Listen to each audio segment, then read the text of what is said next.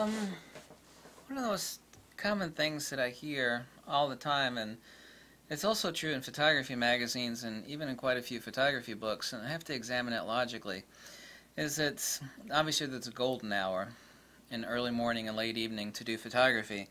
And a lot of people think that due to the sun's position, the orange cast that is spread on subjects, that is what is making the photograph.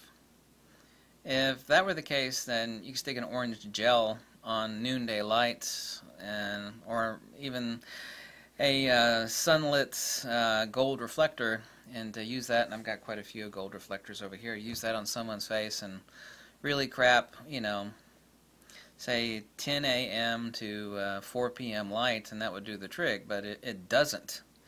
Here's the quick test to see whether all of those premises as forwarded by photography magazines and books is accurate. Is that, now obviously your time is limited and you go out early morning, late evening to do certain photography for those golden hours. And are those hours golden because they actually are gold and the sun's cast is orange, or is it because the actual definition and the separation between the characteristics of whatever it is you're shooting? Like if you have like a wrinkled person's face, you shoot him in the late evening or early morning light. Is it the orange cast that you're enjoying? Flip your camera over to whatever black and white profile that you like, and then take a picture of whatever it is that you just got done pleased taking a shot of, and shoot it in black and white. So we've eliminated out the variable of the orange early morning, late evening cast. You'll still find incredible appreciation for that shot, and obviously has nothing to do with an orange cast. It actually has to do with definition and separation of your subject matter. That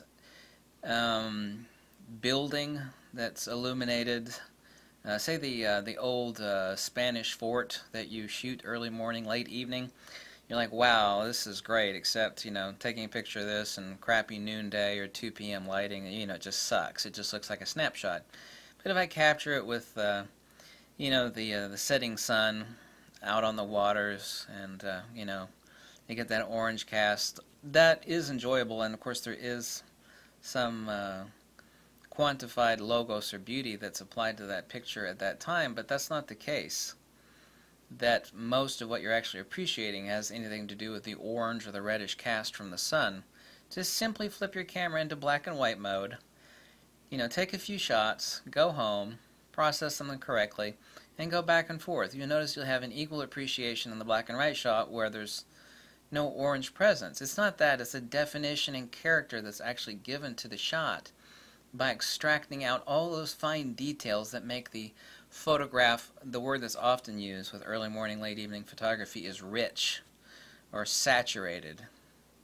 It's not saturation, because true saturation is ETTR, exposing to the right or correct exposure, and you can do that in really crappy noonday lighting.